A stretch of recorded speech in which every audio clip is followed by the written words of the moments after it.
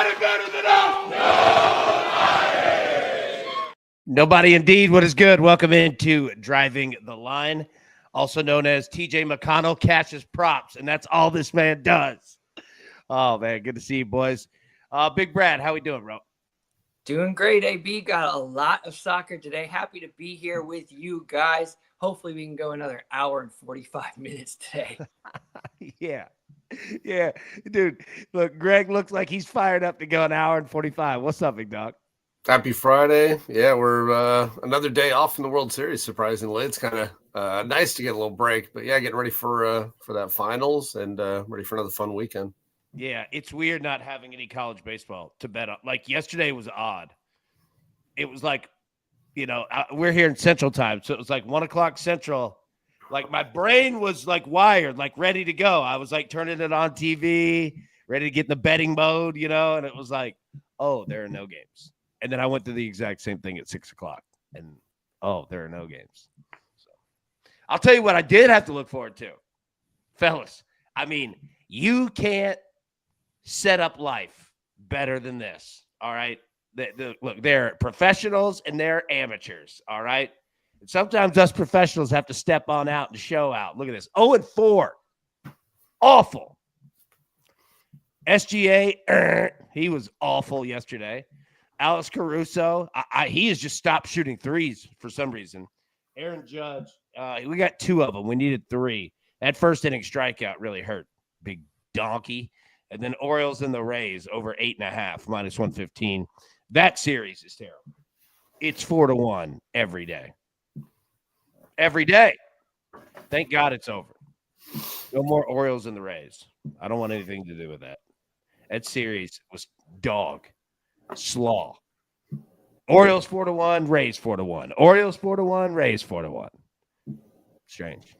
But what are you going to do? All right. Let's get into our Howie Schwab crew play of the day. And look, we're going to go straight to Sunday. Game 7. We're going to talk about this. Pacers +8. Thunder -8. Over 215.5. Under 215.5.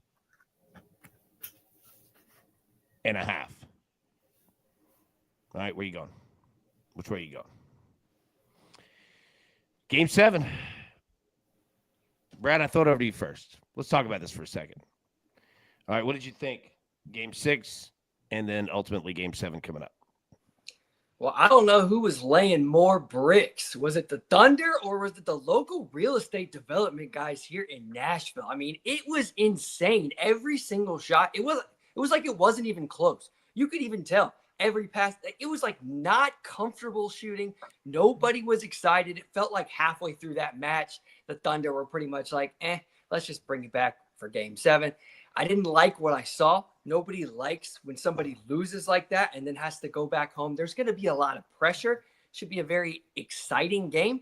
With that being said, I think the Thunder take it -8. Don't know how many, but I think that they're going to hit a groove at some point at home with the fan backing. Give me the Thunder. There we go. All right. Big Greg, where are you going? Give me the over. I think that if there was ever a Game 7 that can get there, I think this is the one. I think with motivation on both sides, obviously, and the Pacers shoot even remotely close to what we've seen lately, I think that this one can get over. Initial leans, obviously, the Pacers plus the 8. But, again, the series has been so wonky. Each and every game is just its own series. It feels like I'd take the over. I think there's going to be a ton of points. I think there was opportunity for tons of points last night as well. And, had the Thunder been chasing in a Game 7, that one flies over. So I think that we see similar styles again in Game 7. Yeah, I agree with you on the Pacers or on the over. I'm sorry, I was reading the top of the screen. I agree with you on the over. 215 is a low attainable number. I don't know what last night was, but whatever it was, the Thunder are going to regret it. I don't know if the Pacers win this game. I don't know what. But last night was you know what I saw last night? I saw youth versus some veteran experience. The Thunder, their game plan was slaw. Their attitude It wasn't bad. It wasn't there. Like they just didn't show up. And I don't know what you're doing if you can't show up for an elimination game in the finals. But there's a massive difference between the Thunder playing at home and the Thunder playing on the road. There's a massive difference of this team, their offense. I mean, everything that they play. JC the Mouse, good to see you, big dog. Hope you're doing well. Like, I don't know what it was, but the effort wasn't fully there. Yeah, Brian, that's the best way to put it because I don't want to be disrespectful. OKC was asleep the whole game. They were. Defensively, they were asleep. Offensive, look, Curtis said it best. Thunder didn't force a turnover in the first half for only the second time in over 100 games this season. It's crazy. Zach says Thunder 2-1 at home this series, plus 26-point differential. Massive. Like, they only play at home. Now, lucky for them, Game 7 is in Oklahoma City. But I don't know, man. 8 points? I don't know. I've been all over in this series. This series has been tough. And it's going to look very easy once we get finished with Sunday's game. Yeah. Paul, absolutely. Like, and that's why, like, I don't want to be or sound disrespectful. There's going to be tons of people on TV and ESPN that are going to be trashing them. I ain't doing that. Like, this is a phenomenal team. But they're so young. And I think they're all learning. And let me say, again, I don't say it negatively because it's like anything in life. Like, you don't know how to do it till you figure out and do it. Usually you got to screw it up a couple times, you know? But yeah, like they're so young, you know, and the good thing with that is that you don't keep stuff with you. So they could lose last night by 17, go back home for Game 7, and they win by 19. You know what I mean? Like, you know, it was a weird game. Asleep is the perfect way to say it. Like, it felt like we were watching a team that was asleep. All right. Let's get into our picks for today. All right. Brad, start us off, bro. What you got? Yeah, we're headed to this afternoon matchup in Ireland, the top division of Ireland, the Premier. We're taking a match between Shamrock and Cork City. We're looking for that over 2.5 at minus 135. Shamrock, they are a scoring team, 2+ in 12 of the last 14 in the league, 3+ in 4 of the last 6 at home versus Cork, and 3+ in 5 of the last 10 versus Cork. They regularly shoot the over, especially when they are facing Cork. They concede regularly too. Both teams have scored 9 of the last 13, but over 2.5 is now coming in. 6 of the last 7 of the league and 10 of the last 13. So they are trending that over totals. So they're trending their scoring and they're trending their conceding. Both teams score and that over 2.5 at home. Taking on a Cork City side who are also trending in all of these categories. Scored in 16 of 19, conceded in every single match in the league. All 19 this season. They've conceded 2+ in 4 of 6, 2+ in 5 of 7 away, 3+ in 3 of 7 away. So you've got Shamrock, the better team, scoring at home, trending at home, playing a Cork team, scoring but more conceding, playing away, conceding more away from home. And in this matchup history, both teams' score has actually hit in 16 of the last 19 for Cork, over 2.5 and 9 of the last 12 away, like we are today. And in the matchup history, 4 of 4 at home with Cork, Shamrock facing Cork at home, both teams' score hit, and 6 of 6 with Shamrock at home versus Cork. We're taking that over 2.5 at minus 135. Dude, you know the first thing that I thought of when I saw these two teams? That these fan bases can drink. I feel like Shamrock and Cork City know how to drink. They can get down. They're not afraid. Their tailgate's that's gonna be one of the best tailgates of the year. When is that game? Afternoon, 1:30, 1:45. It's one of those two. I can't remember. So it's today, right? Yeah. Yep. Yeah. This afternoon. All right. Yeah. I want an ESPN3 feed on the tailgate situation. Like they're getting down right now. Shamrock fans, Cork City fans. Yeah. The Shamrock fans are actually pretty excited. I mean, it's I one of bet. the biggest clubs in Ireland, and they love it. It's a good time. Dude, like I'm not saying any of this as a joke. Like I can just tell. Like these two fan bases, dude, they'll have a pint before the game. They'll have a pint. They're like that. That's happening, and then multiply that by 27. Yeah, a pint and a meat pie doesn't get any better than that. A meat pie. That reminds me of The Office when Dwight's eating a sandwich, and they go, "Hey Dwight, what kind of sandwich you eating? Pony." Pony. They just looked at him. Dwight.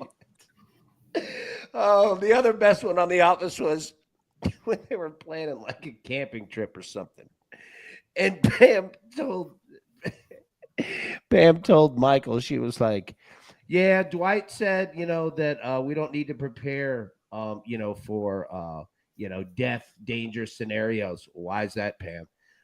Because Dwight said if we're all dead, then he's been dead for weeks. Or if he's dead, you've all been dead for weeks. Dwight Schrute was one of the best characters of all time. The simulated fire in the office. Yeah, by smoking. Gotta be the best.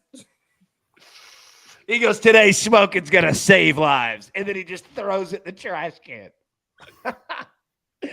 All right. I'm on Coastal Carolina, LSU over 8.5 in game 1. Shop your books. You might be able to find an 8. But yeah, and Greg, we're going to talk about this here in just a second. I'm also on the Red Sox and the Giants tonight, over 7.5. All right. Yeah, I know what I just said. I understand. The Giants sometimes can go real high, sometimes can go real low. Sometimes the Red Sox can go high, they can go low, right? We've got Rafael Devers' revenge game tonight. We also have weather. And we need to point out this weather, and we need to do it very soon. And I'm going to take the Braves and the Marlins over 9 tonight as well. We'll be live at 3 p.m. Eastern today with more picks for tonight. But those are the 3 that we have. Now, let's talk about Major League Baseball. Home runs, our favorite game. Everybody, if you could hit the like button, it would be unbelievably, tremendously helpful. If you're watching on your phone, just grab your screen, pull it down, hit like, pull it right back up. Man, I got to do something with this room. That's what I'm doing this weekend. I've got to do something with this room. Got to get it's reversed. I've got to get things on the wall. Yeah, we're going to figure it out. Just a whole bunch of Butterfinger. Yes. Dude, what if I had big posters of candy?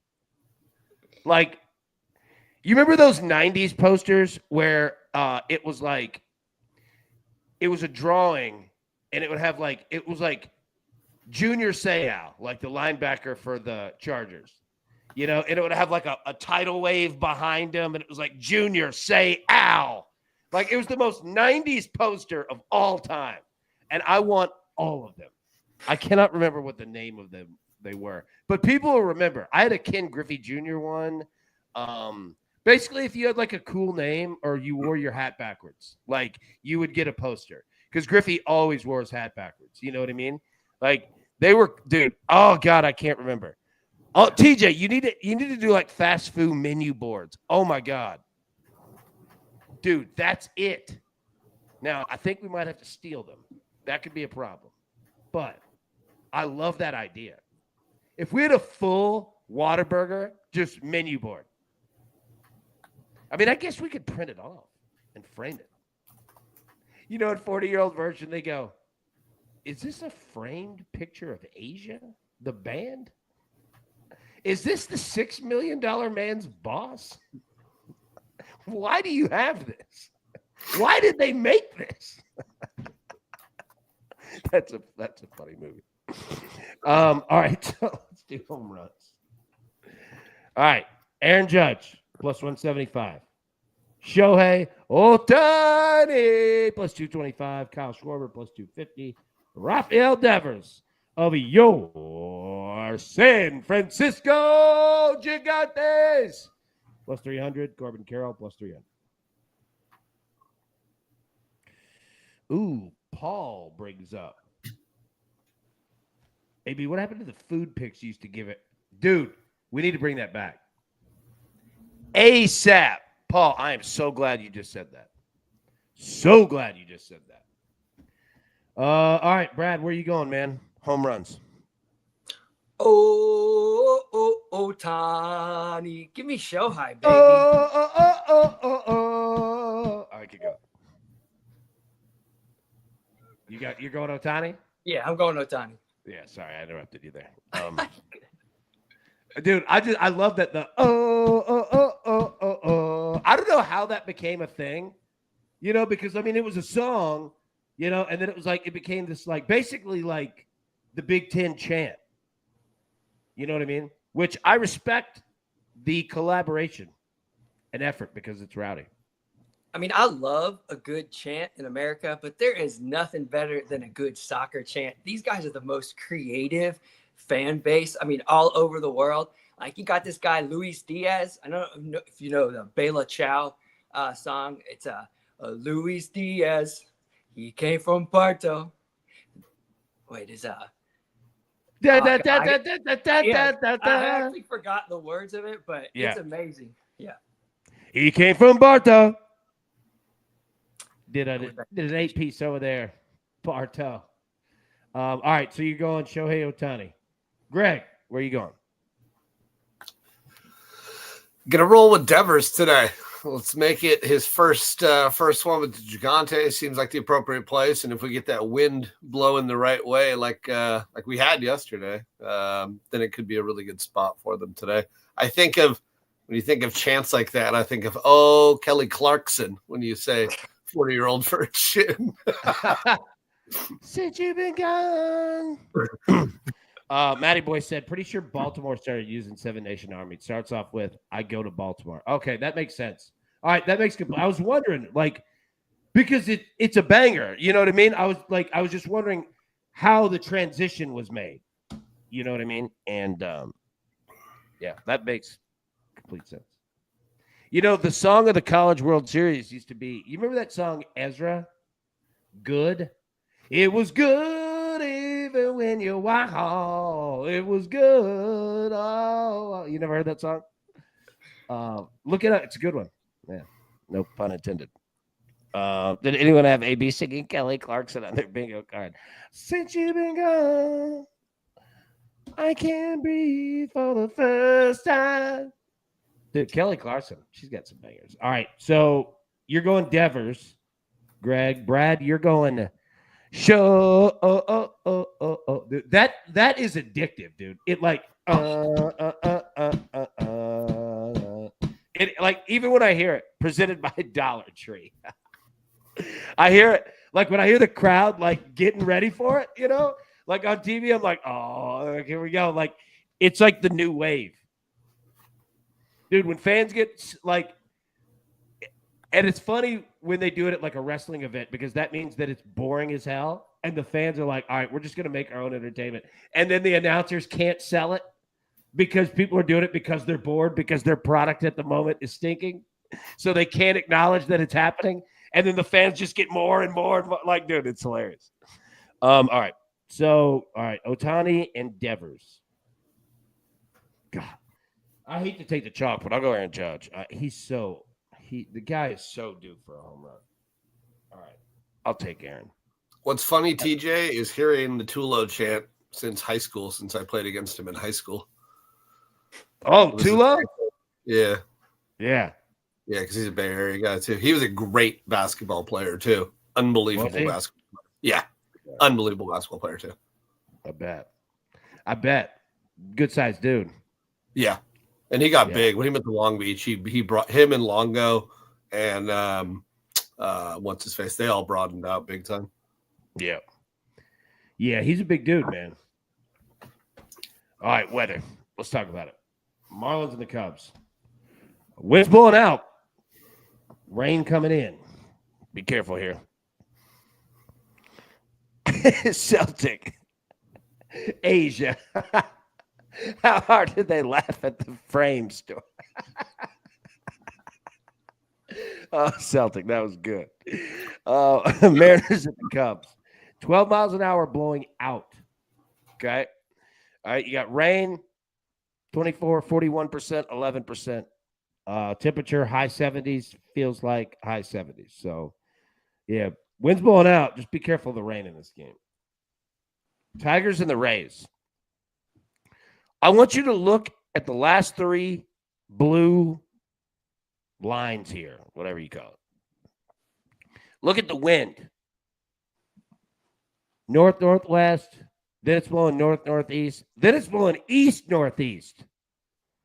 All over the board here. You got a ton of humidity. Just be careful of that wind and the rain. Orioles and the Yankees. Great. Nothing else you could say. Mid-80s temperature. Feels like 80 degrees. Basically no rain. Wind blowing 11 miles an hour out to right center. Yeah. That's what you want right here. Braves and the Marlins. Weird game. 8 miles an hour blowing in. Temperature, 85. Feels like 90, 91. But again, you've got a dome situation here. So, yeah. Reds and the Cardinals. Temperature, low 90s. Feels like mid-90s. No precipitation. Wind speed, 10 miles an hour blowing out to left field. Diamondbacks and the Rockies. All right, you got the altitude there. Colorado. Temperature, 98. Feels like 86. No rain. 14 mile an hour winds blowing out to right field today. Then the Red Sox and the Giants. I promised you. Temperature, 60 degrees. Feels like 50 degrees. Wind, 21 miles an hour blowing out. 21 miles an hour blowing out. Reed, good to see you, big dog. Let me say that one more time. 21 miles an hour wind blowing out. Do with that what you will. And a total of 7.5. Fascinating. All right. Hitter versus pitcher historicals. Yordan Alvarez. 9 hits, 25 at-bats off Yusue Kikuchi. 3 home runs. Juan Soto off Zach Wheeler. 14 hits, 53 at-bats. 3 home runs. Jorge Polanco's got 3 home runs. Jake Myers has 2. Suarez has 2 off Gomber. Mitch Garver has 2. Corbin Carroll has 2. Ketel Marte has 2. You've seen a lot of Diamondbacks here. And remind you with that wind that's blowing out in Colorado. Cedric Mullins has a home run. Brent Rooker, Jose Ramirez, Tatis, Jordan Beck, and Brandon Lowe. All right. Reverse it. Ryan McMahon, 11 hits, 39 at-bats. Pete Alonso, 10 hits, 40 at-bats. Starling Marte, 7 hits, 25 at-bats. Jeff McNeil, 7 hits, 33 at-bats. Kyle Tucker, 5 hits, 15 at-bats. Bogarts, 4 for 4. Freddie Freeman, 4 out of 7. Andrew Benintendi had himself a big game yesterday, 4 hits, 10 at-bats. Pasquantino, 3 hits, 5 at-bats. Mookie Betts, 3 hits, 6 at-bats. Manny Machado, 3 hits, 7 at-bats. Taylor Ward, he's always on this damn list. 3 hits, 7 at-bats. Gavin Lux, 3 hits, 8 at-bats. That's Liddy's boy right there, Gavin Lux. Yeah. All right, let's take a look at hitting streaks. Brooks Lee, 18 straight games. The man who sounds like a comic book, 18 straight games for old Brooks Lee. Gunnar Henderson, 13 straight games. Marcus Semien, 11 straight games. Yandy Diaz, 10 straight. Matt Olson, 10 straight. Gavin Sheets, 10 straight. Naylor, 9 straight. Jackson Chorio, 9 straight. Brandon Lowe, 9 straight. Or 8 straight, I'm sorry. Matt Chapman, 7 straight. McLean, 7 straight. Freeman, 7 straight. Luis Arias, 6 straight. Big Jack Phillips says Jack Caglione got his first dong yesterday. He did. Hit his first bomb, man. My man hit his first home run. Big Jack. Proud of our boy. Proud of our boy. All right, let's hit our picks one more time, and then let's talk some college baseball, and we'll get out of here. Brad, what you got, buddy? Yeah, we're headed to that afternoon matchup in Ireland, their top division, the Premier Division, in a matchup between Shamrock Rovers taking on Cork City. We're looking for that over 2.5 at minus 135. That's what the Shamrock Rovers do, baby. Going Coastal Carolina, LSU over 8.5 in game one. Going Red Sox, Giants over 7.5 tonight. Then going Braves and Marlins tonight over 9. All right. Greg, now let's talk about this. All right, with college baseball, we got the national championship. All right, starts Saturday. Now, got some slides for it. Something we can reference and take a look at and see. All right. Coastal Carolina versus LSU, man. All right, here's the slate. Saturday, game 1, 7 p.m. Eastern. LSU is the home team. Game 2, Sunday, 2:30 p.m. Eastern. Coastal is the home team. Game 3, if necessary, Monday, 7:30 p.m. Eastern. LSU is the home team. So, Greg, what are your thoughts here, man? What are your thoughts on the series? What are your thoughts on let me pull that back up. Who wins game 1? Who wins the series? Just thoughts as a whole, man. So we still have our future alive on LSU. We took them at 8.5 to 1 preseason, so we are still alive with the Tigers. Obviously disappointed. I wanted Oregon State to be on the other side so we could guarantee ourselves a nice finished profit. But this is going to be an interesting one. Two teams that play pretty dang similar when you look at it. Different ways to get there, but two teams that are all about pitching. Two teams that have no problem playing low-scoring games. And if you listen to the post-game conference with Coastal Carolina's coach a couple days ago, it's all about these specific things that they're looking to do: score 7 runs, win the free passes, which is walks or hit by pitch, and limit those big innings. And big innings are crooked innings, and used to be over 1, but I guess to them it's 3 runs. So less than 3 runs is avoiding. And you win the big innings, you win those numbers, and you have a chance to win those games. Coastal Carolina on a unbelievable winning streak right now, and it's hard to go against them. But at the same time, LSU's been here. LSU is a team that's, just as experienced, another strong SEC team, another unbelievable series that they had with Arkansas. Arkansas does what Arkansas does in the playoffs, unfortunately, and here we are. I will say the timing is going to be a little difficult with the hitting. The game 1 and possibly, if it's still there, game 3. We've seen what the shadows are like at this time of the afternoon and evening there. It's going to be pretty dominant with what these pitchers should be able to do if the defense holds up behind them and they can throw strikes. That shadow's big and it lasts a few innings. So, those early innings of runs are able to be had. It's a huge advantage. I think what it really does tell you too is it's going to be a lot about what these bullpens can do and who can step up late. LSU continues to come through late. It's been impressive. They've done it against, huge programs.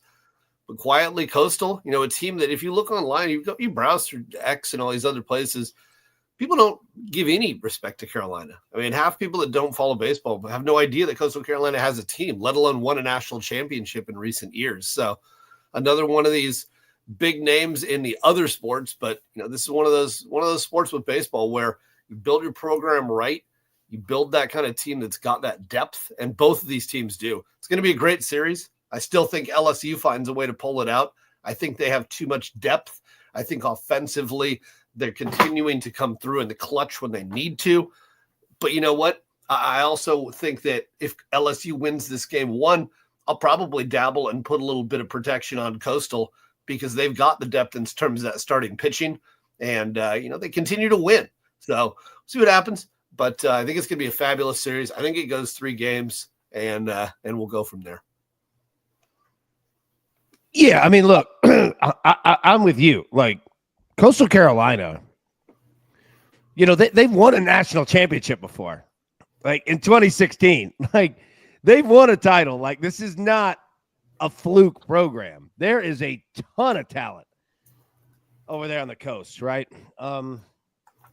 But yeah, I'm with you. And look, I implore everyone in your feeds right now is a College World Series title series video. All right. I did it last night, put it all together, all the stats, all the breakdown. Like, go watch that. It's 15 minutes, right? It's real quick, but go watch it.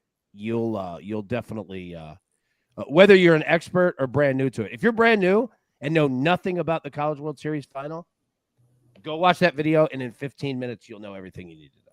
If you're an expert, there's still things you can pick up on. So go check that video out. But Greg, I'm with you. Now, you take a look at these stats, and I won't go through all of it, but like 7 runs.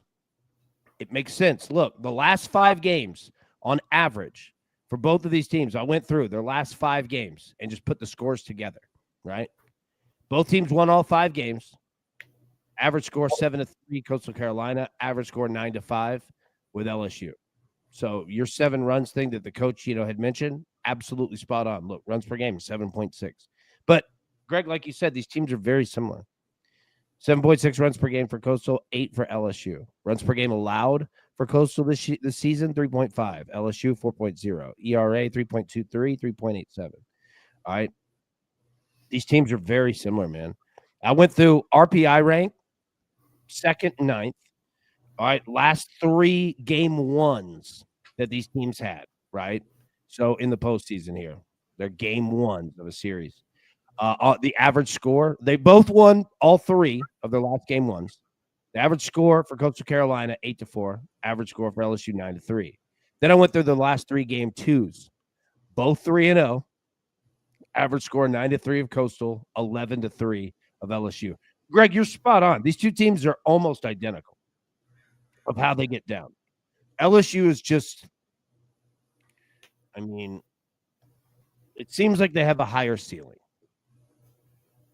Like, I don't want to say that they're super better because Coastal could come out and win in 2 games.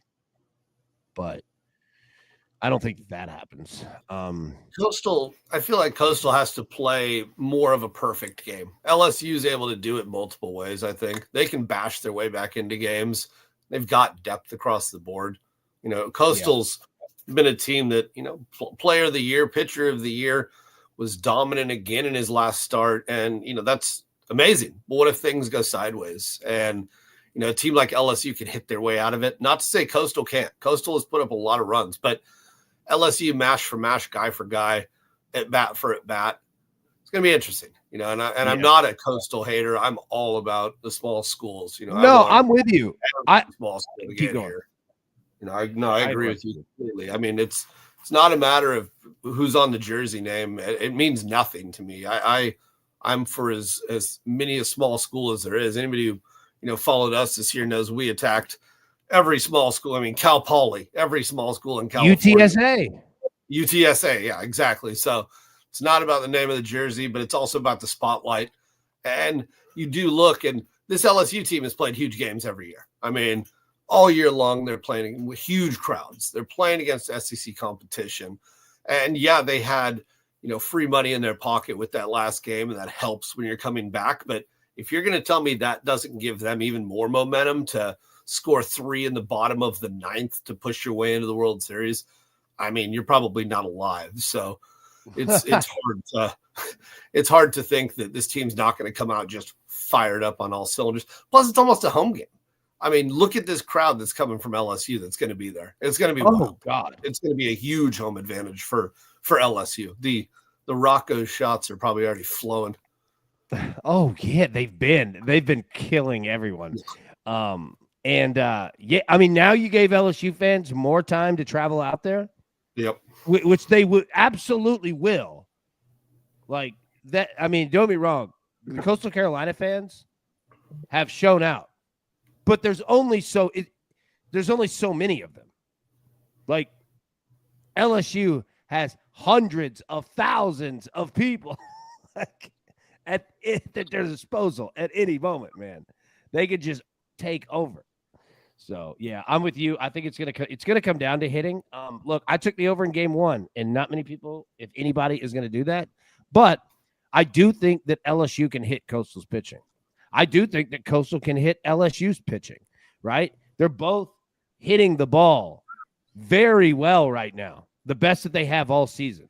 Both of these teams at the exact same time, at the perfect time. So I think that runs are going to keep going. And I think that once we get past the starting pitching mystique for both of these teams, their bullpens can get ripped apart. And I mean that with both of them. Coastal can hit LSU. Coastal can hit LSU starting pitching, much less their bullpen. LSU can absolutely tank off of Coastal's bullpen. And I'm not saying that it's bad. I'm just saying that LSU is that good. And Coastal right now hitting is that good. So it's going to be an awesome series. I'll tell you the bet to take, and it's not out yet. But the bet to take is going to be this series going over 2.5 games. Yep. Yeah, because I don't think that we have a sweep either way. And if you bet it, I haven't seen it out yet, but it should come out any time today. And if you bet over 2.5, that means that in game 1, you don't have to bet anything. You could bet the over or the under, right? And it doesn't matter who wins. But then in game 2, with that bet, you're essentially picking the other team, right? So if Coastal wins game 1, that over 2.5 means that you have LSU money line in game 2. Does that make sense? So because if LSU wins, that over 2.5 cashes. So you essentially have the money line of the team that does not win game 1. So then going off of that, you can bet different ways. You could bet team totals. You could bet totals in game 2, whatever the hell that you want to do, right? You could bet to protect yourself on that over 2.5, or you could take a shot and, go all for it. But yeah, that over 2.5 when it comes out today, yeah, we're going to play that over for sure. Because that is the catalyst that gives us options and gives us ways to use the book's numbers against them. But we have to get that bet, and it has to be that bet. I'll holler out whenever that one drops. But over 2.5 games, yeah, like that one a lot. But check out the College World Series video because we go over that betting strategy and a whole lot more. And I assure you, it's unbelievably helpful. All right, let's hit our picks one more time, then we'll get out of here. Bradley, what you got? Going to that afternoon matchup in Ireland's Premier Division, the top flight of Ireland. Matchup between Shamrock Rovers taking on Cork City. We're looking for 3 goals, taking that over 2.5 at -135. There we go. There we go, man. I'm on Coastal Carolina LSU game 1 over 8.5. And then also the over 2.5 for the series whenever it comes out today. Red Sox Giants over 7.5 -115. And the Braves Marlins over 9 -115. All right, boys. Great show today, man. Great job. Greg, any final thoughts before we get out of here? Nope. Enjoy the World Series, like we said. Great finish to another incredible run and a fun 2025 college baseball season for us. And yeah, thanks for being part of it. Look forward to another run next year. And yeah, we'll see who comes out on top here. Should be a fun series. Yeah, it should be, man. And I always get a little sad because I love this weekend, because it's the championship series, but it's sad because that means that the season's over and we're not going to have it for a long time. We're going to miss it, but it's all right. Can't have it go year round. Then it wouldn't be as special, right? So, all right, everybody, we'll get out of here. Thanks so much for tuning in. If you could hit the like button, that would be fantastic. Dot over there in Orange, Texas, asking about Brad. All right, Dot, there you go. You see him right there in the flesh. Look at sharp. Brad, I see that board right there. Kazakhstan? Is that right? What do we got, man? What are we looking forward to? Hey, Tina, good to see you. Happy weekend. Yeah, Kazakhstan. It goes through periods of time where it scores, it doesn't score. It's really a cyclical league, and it's not an over 2.5 league. It's a both teams to score league, which you can see right here on the board. The trending figures are around 50% for the total league, but over the last 3 match weeks, we have seen that both teams to score really kick up, hitting at 71%. And in Kazakhstan, you're going to get some great numbers for these lines. And if they drop live, you're going to get even better numbers. It drops very quickly because it's not historically a really, really high scoring league. So pay attention to Kazakhstan. There's matches this weekend coming up tomorrow, as well as there's matches today in the FIFA Club World Cup. There's four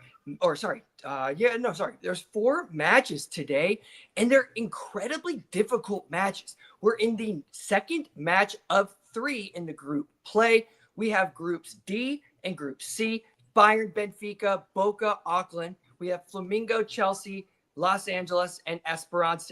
So what we're looking at today is you've got to pay attention to what is happening in the league. These goal differentials as well as point totals are going to tell a story of what could happen today. We've got first Benfica taking on Auckland. What do you need to know about that? That goal total is hovering around a 6-goal mark, which means over under 5.5, 6.5. It's kind of gone up and around or up and down. And the reason behind that is Benfica tied Boca 2-2 in their first match, and Bayern dominated Auckland 10-0, which means Bayern are going to have a 10-plus goal differential. There's only 2 teams that can come out of each table, each group, which means that's going to have to come down to Boca and Benfica.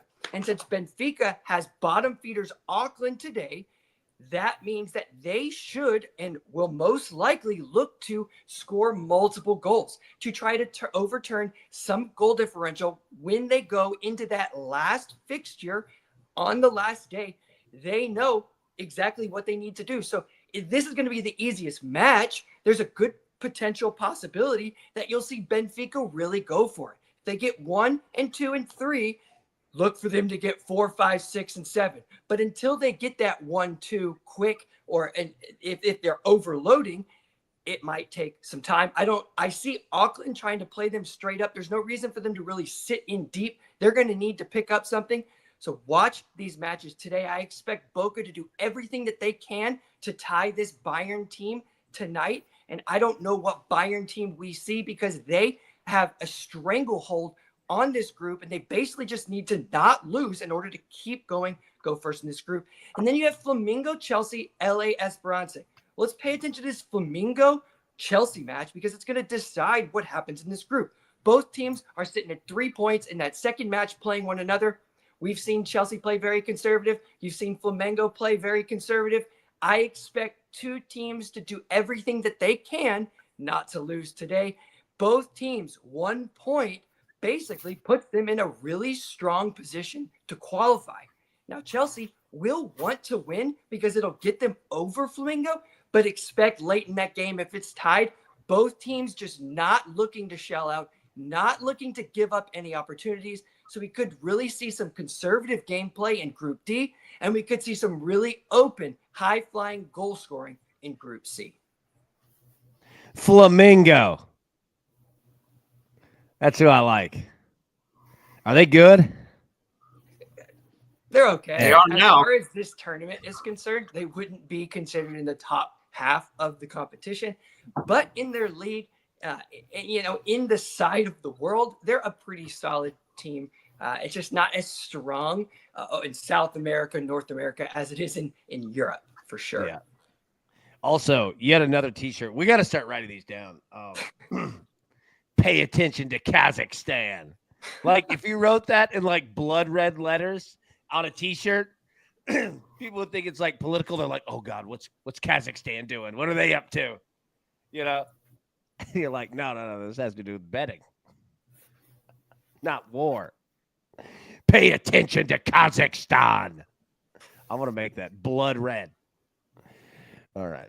Everyone in Kazakhstan that's watching right now is like, the hell did we do? We're not involved in this. All right. Great work, boys. Great work. All right, let's get out of here. Pay attention to Kazakhstan. You gotta say it mad, too. There's no way. Everyone knew that's watching this show. It's like, every day I tune into this absurdity, and it gets weirder. Kirk, good to see you, big dog. Zach, wear that shirt one time. You're on a Homeland Security list. Yes.